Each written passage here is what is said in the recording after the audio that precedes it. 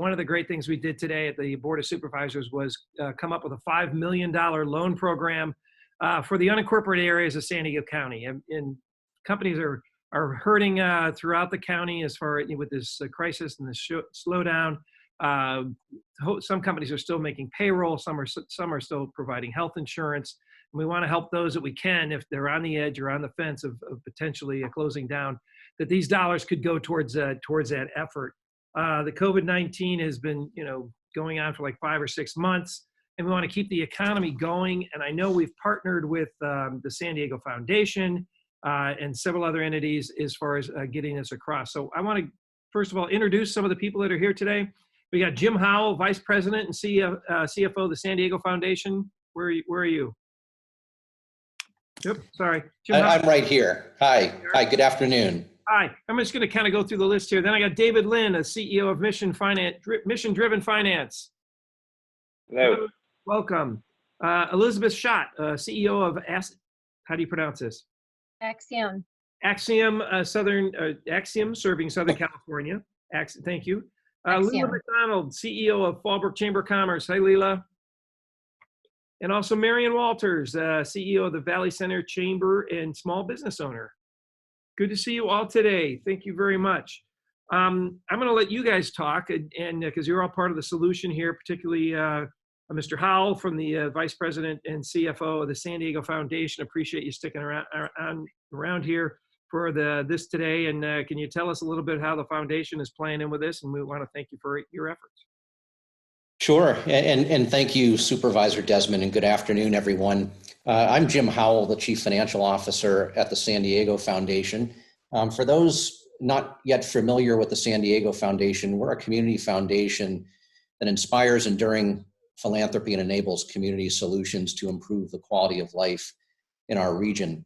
In times of great emergency, community foundations are uniquely positioned to put their philanthropic leadership and deep cross-sectional relationships to work for all who are impacted.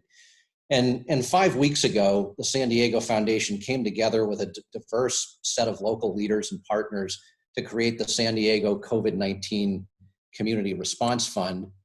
Since that time, the San Diego community has come together like never before to support individuals, families, organizations experiencing hardship. To date, thanks to the generosity of individuals, businesses, donor-advised funds, we've been able to raise close to $9 million and grant out millions to nonprofit organizations providing direct services and support. As part of our COVID-19 response efforts, we'll also be providing interest-free loans for nonprofit organizations to provide business continuity and employee stability. To bolster the impact and capacity of these efforts, we're grateful for the leadership of the county supervisors for bringing forward the proposal to provide $5 million to help strengthen our region's economic recovery and small businesses. The San Diego County COVID-19 Small Business and Nonprofit Loan Program will go a long way towards providing relief for local institutions and nonprofits that are the lifeblood of our community. While the San Diego Foundation serves as an important leadership role overseeing this loan program, ensuring the return of taxpayer funds back to the county following the use by small businesses and nonprofits that need the critical loan funding at this time. This is really a true partnership with the county. It's a regional asset involving numerous other capital partners. So with that introduction, I'd like to introduce David Lynn and Elizabeth Schott, CEO of Mission Driven Finance and Accion, respectively, to spotlight their involvement. David, I'll turn it over to you. Thank you, Jim. We are really proud to work with such amazing partners to get this critical capital flowing into our community. As an impact investment firm, we are built solely for the purpose of getting capital to flow where it normally doesn't, and particularly to help private and charitable investors like those at the San Diego Foundation to meet both their financial goals and their social mission.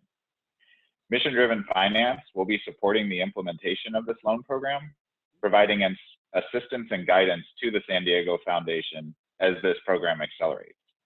This county loan program is an important complement to all of the other relief and recovery efforts going on in the area.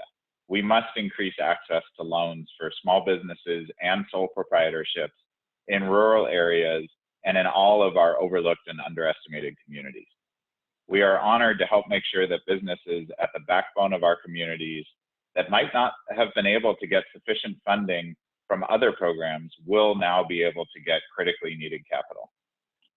I'd like to now introduce my friend Elizabeth Schott, CEO of Accion serving Southern California, who is the real expert on the needs of our small and micro businesses. Thank you, David, and good afternoon, everyone. Accion is a nonprofit CDFI that has served small businesses, particularly those of low to moderate income, for 25 years. Historically, through our loan program, we support entrepreneurs with access to capital, education, and resources, helping them to contribute to our local economy and employment. During this time of need, small businesses need our support more than ever, and they serve as a vital part of our local economy and the fabric of our neighborhoods. And therefore, our team is working very hard to develop this collaborative effort, which would then facilitate loans up to $50,000 directly into the hands of these entrepreneurs. So we look forward to working with each of these partners. And next, I believe Lila McDonald, from the CEO of Fallbrook Chamber, is going to speak.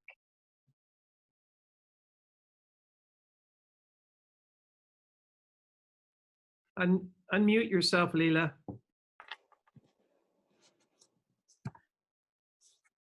I'm not muted. I think you have to unmute me. Okay, you're unmuted. Thank you. That's okay. I got a 28-year-old sitting next to me working this out for me. So I need help in my meetings too. When you're trying to manage more than one person, it's difficult. Thanks for having me. We have approximately about 5,000 businesses just local here in the Fallbrook community. And so we're hoping that this loan program can provide some short-term help for local businesses. I know that we're in a low socioeconomic place. Our food pantry numbers doubled just in less than 3 weeks of people who are needing help. So, and I will tell you that Fallbrook, I feel, I'm sure you guys do too, as a valuable part of San Diego County, and helping businesses and people within our community make San Diego stronger as a whole.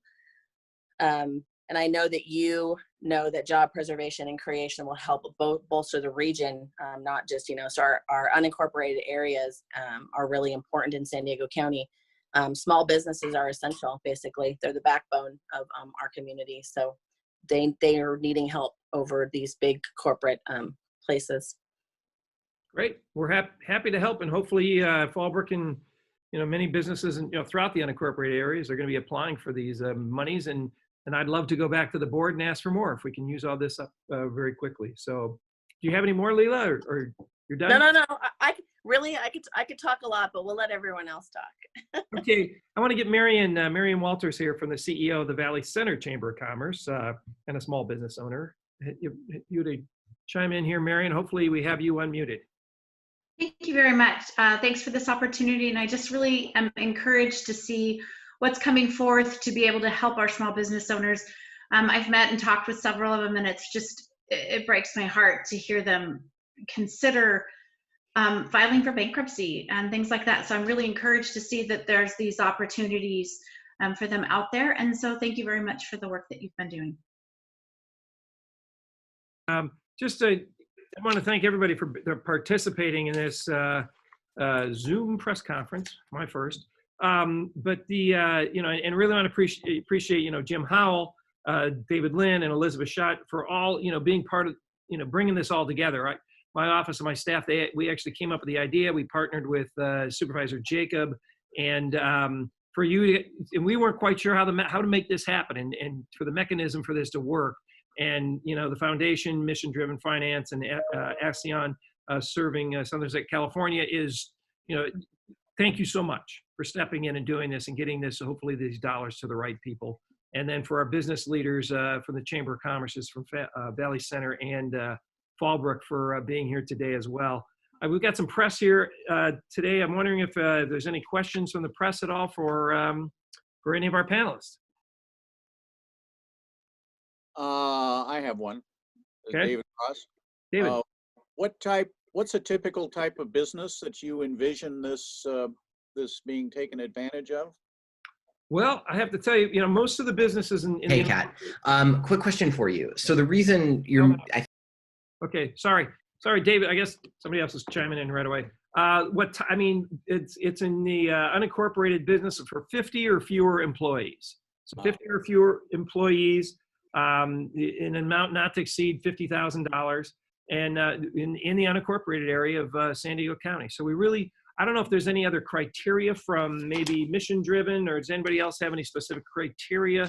The Board of Supervisors really didn't put any on there except for the interest rate and the number of employees. Anything else from either Jim, David, or Elizabeth? What is the interest rate? The interest rate we were able to put on that is not to exceed 2%.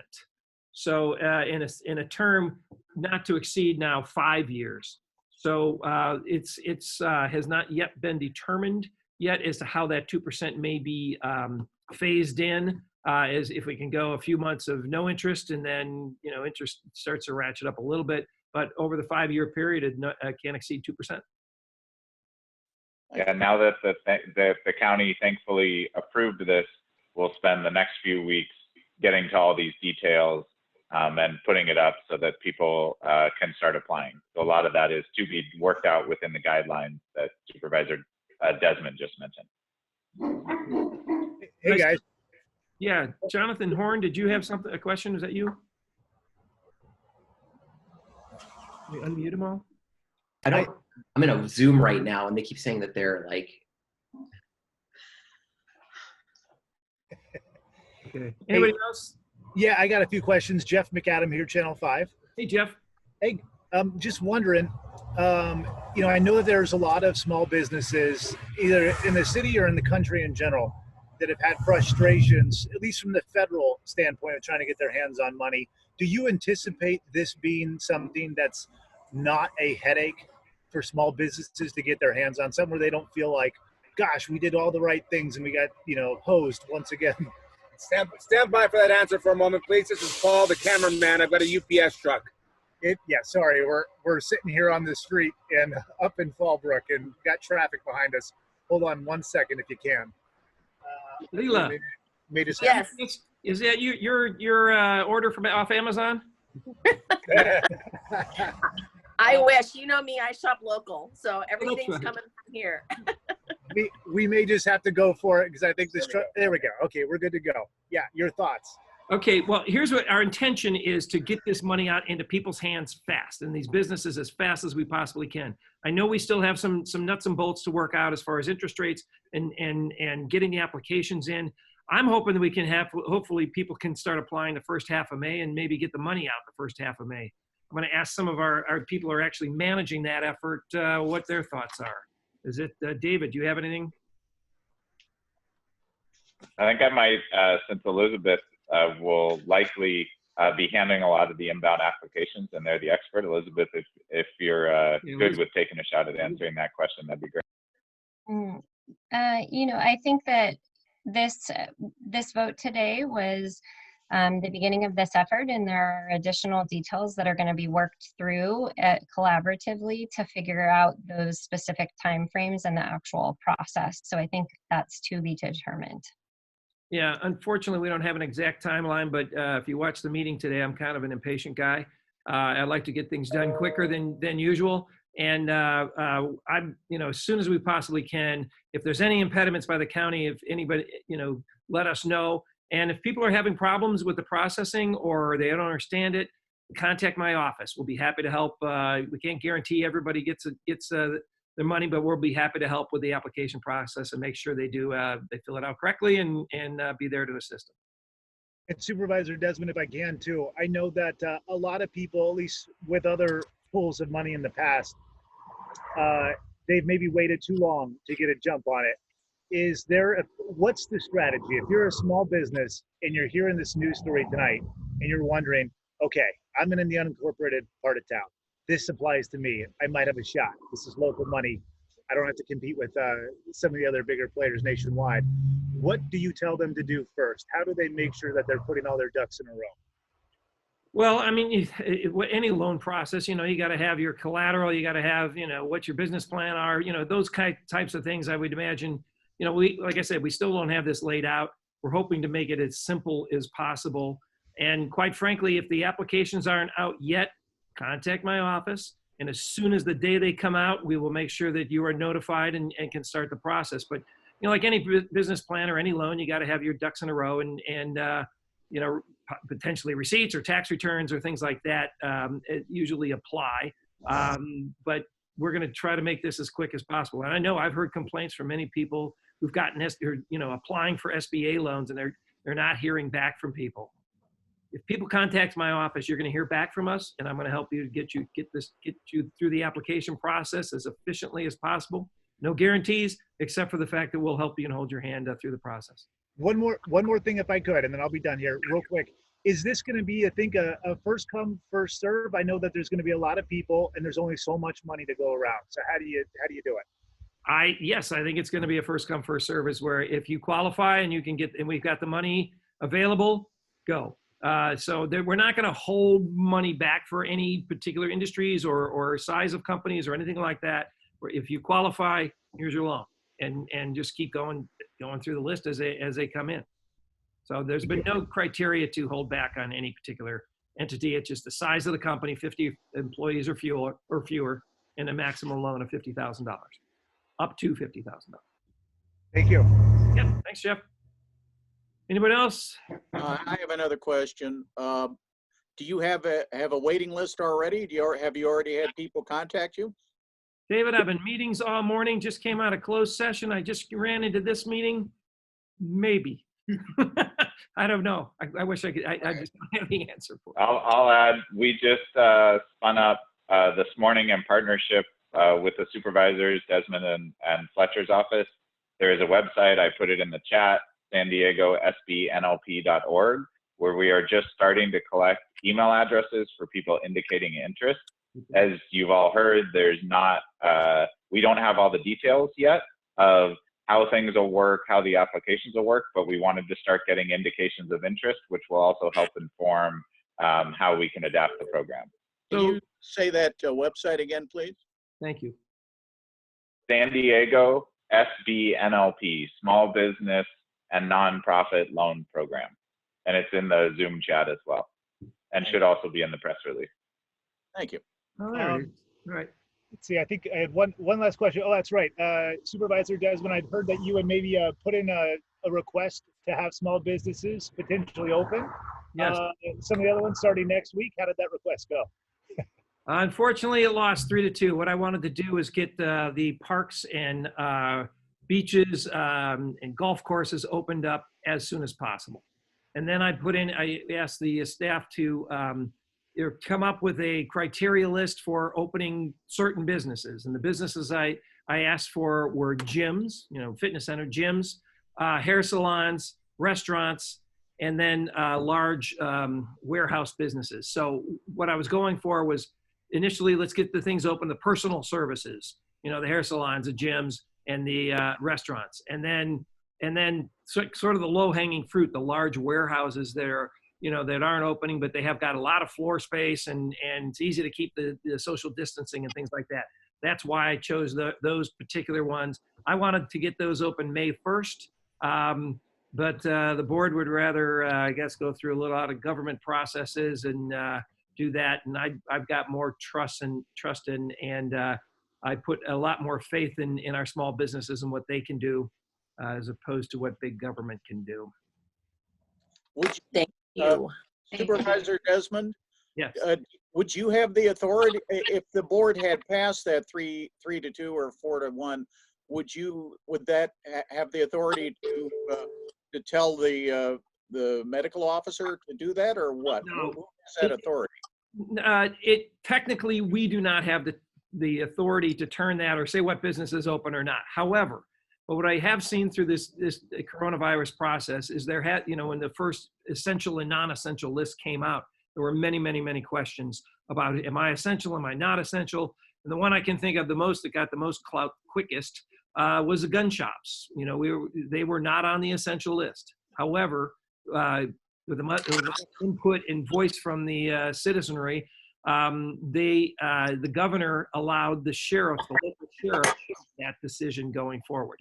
So there is precedence for change, and there is precedence for, if we continue, and the county has told us to hunker down, and we have been, and the numbers are coming down, the trends are coming down, and so I wanted to go, if as long as today's the 20th or 21st, if we can keep this trend going till the end of the month, then why not open a few businesses, not all at once, but open a few businesses. So that was my logic.